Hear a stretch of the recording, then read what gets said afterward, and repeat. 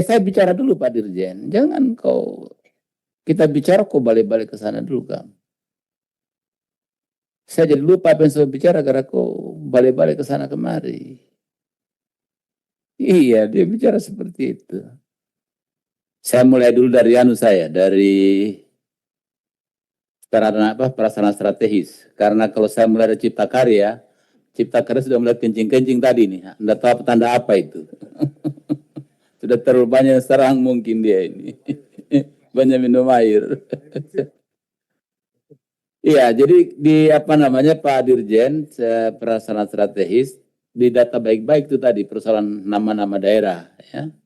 Jangan sampai salah turun nanti terlambat lagi ya. Ya saya berharap di Sulawesi Tenggara juga jangan sampai kehilangan gitu ya. Yang kedua soal pembangunan rumah sakit di Kolaka Utara di Kabupaten Kolaka Utara. Juga mereka sangat membutuhkan rumah sakit itu karena daerahnya sangat jauh ya, jauh dari ibu kota Kendari, Sulawesi Tenggara maksud saya. Naik mobil kurang lebih 8 jam. Di Kolaka juga kurang lebih 4 sampai 6 jam. Oleh karena itu belum ditambah lagi jalanan yang banyak istilah kalau Sulawesi tikungan, belokan-belokan dan tanjakan tajam di situ ya. Oleh karena itu kalau bisa juga diusahakan itu rumah sakitnya nanti bupatinya saya akan minta ketemu Pak Dirjen nanti ya, biar dia bisa jelaskan lebih jauh. Saya harap pasar Wakuru itu karena sudah lama ya terprogram. Itu tahun ini saya minta juga Pak Robert sedikit saya minta ya, kalau boleh. Itu sudah dianggarkan tahun 2026 ini ya. Dianggarkan ya. Belum di kontrak. Belum. Oke, saya kembali ke Cipta Karya. Kenapa dari Cipta Karya terhadap proyek-proyek yang belum terkontrak tapi sudah dijanjikan ke masyarakat di drop dengan alasan bahwa ada surat Kementerian Keuangan yang mengatakan terhadap kegiatan-kegiatan yang belum dikontrakkan itu harus di drop gitu.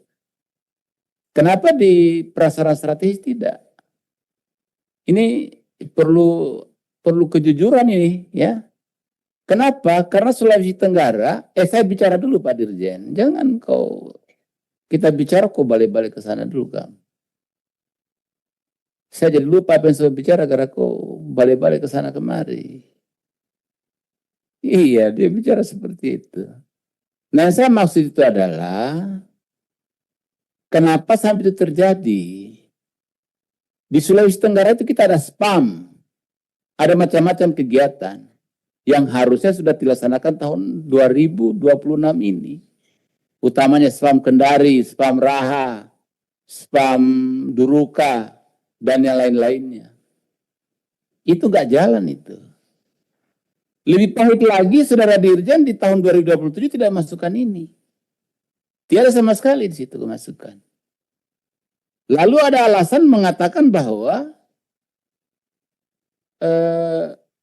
kegiatan baru di tahun 2027 tidak ada. Ini terdata di sini.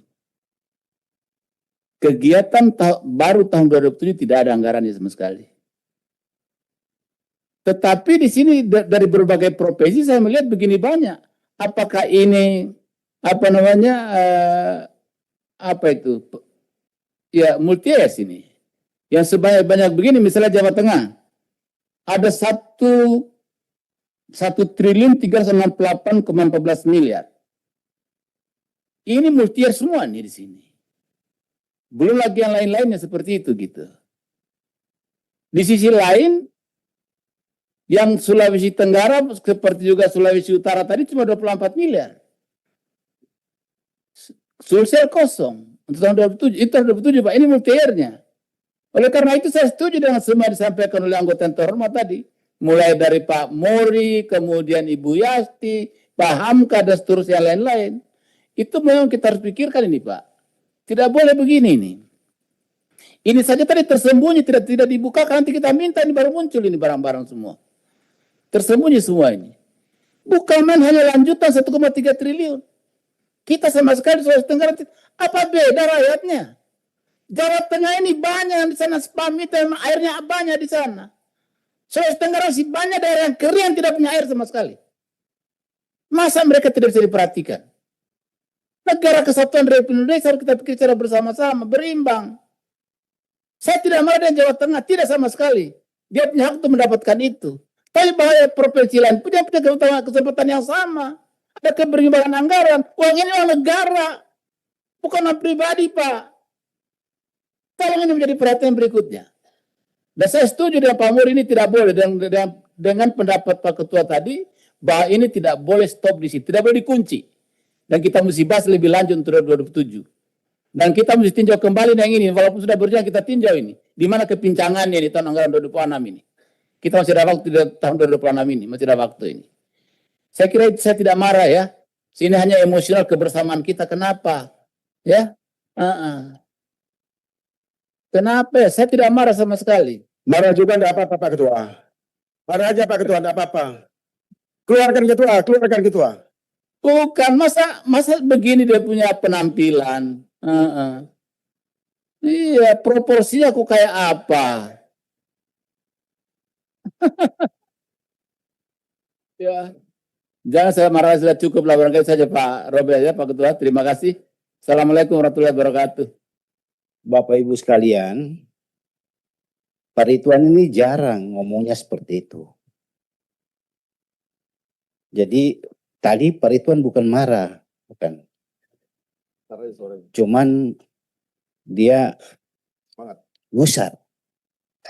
Dia gusar. Ya. Pak Ridwan saja bisa marah. Apalagi saya.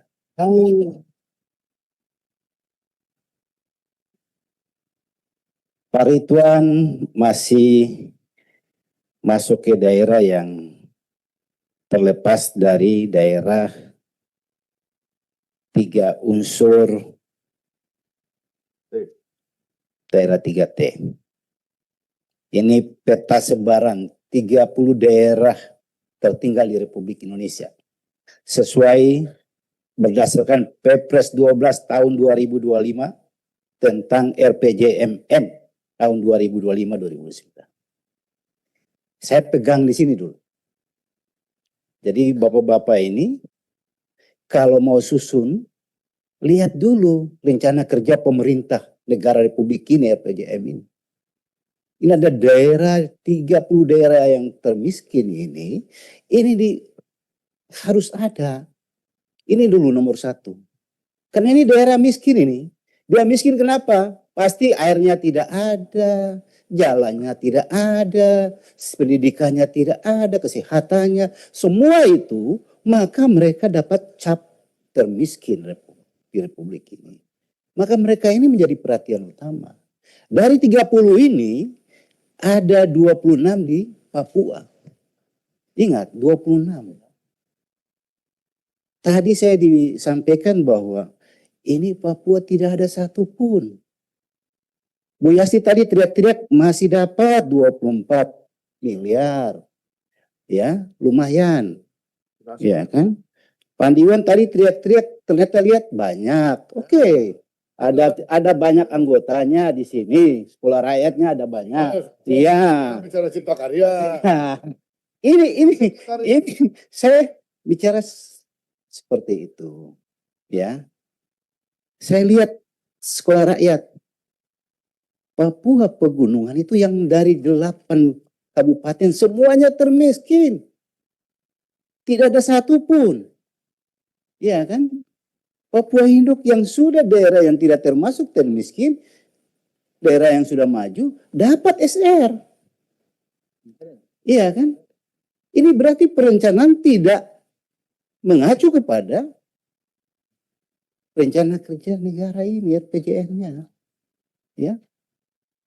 Ini saya buka di sini ya. Tolong diperhatikan ini, ya. Masa kami tidak ada sama sekali di situ, ya? Tadi kenapa saya dari awal saya sampaikan, tolong sampaikan seperti apa yang disampaikan oleh urut-urutan gitu. Jadi jangan kita bahas anggaran ini cuman global, kita dikasih tahu ada nilai sekian, tapi nilai ini kemana-mana kita nggak tahu.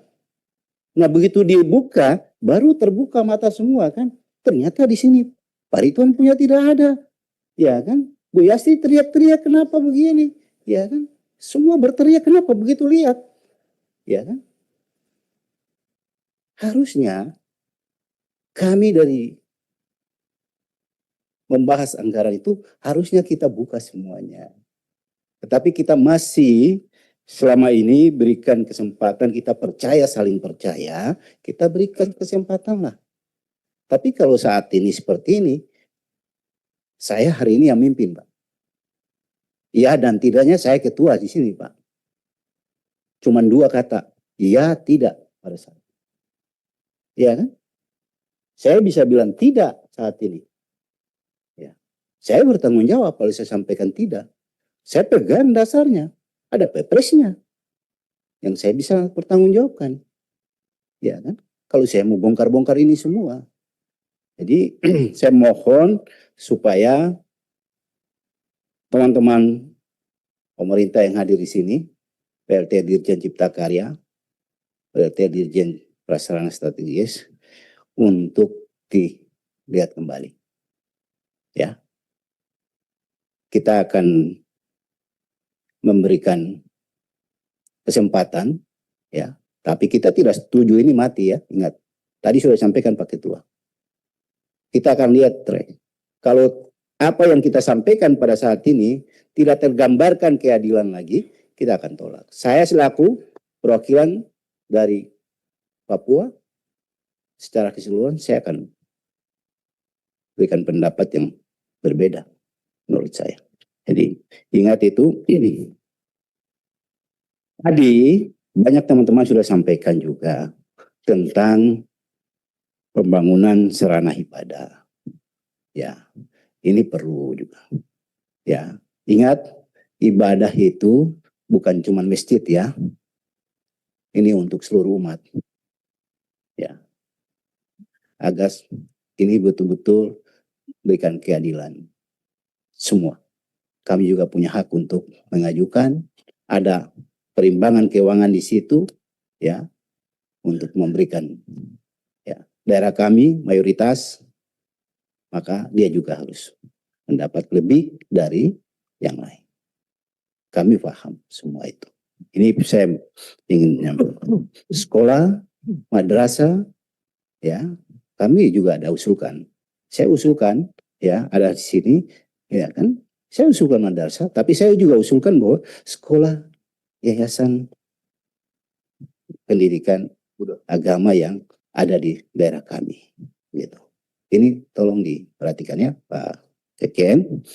Terus Pak, tadi kan banyak dibilang semua ini multi year yang ada, ya. Kalau ini semua begitu ya susah kita, ya. Saya kemarin juga ada dapat masukan dari Papua Tengah. Itu kan ada di sana ada apa waduk ya di Nabire. Bendungan ya. Waduk apa? Nah, itu katanya kemarin itu banjir jebol ya. Jadi tolong ini menjadi perhatian ya. Karena itu kalau tidak itu akan berdampak nanti sampai bandaranya juga kena. Ya. Ini tolong diperhatikan. Saya ingin supaya saya bicara di sini mewakili semua. Karena Papua itu cuma satu undang-undang khususnya. Kami bertanggung jawab untuk itu semua provinsi yang ada di sana. Ya. Karena kalau tidak, yang lain tidak akan diperhatikan. Ya. Dan tadi saya sampaikan, semua masuk di dalam daerah termiskin, terbelakang, ya kan? Tidak ada yang tidak. 66 provinsi itu, ya kan?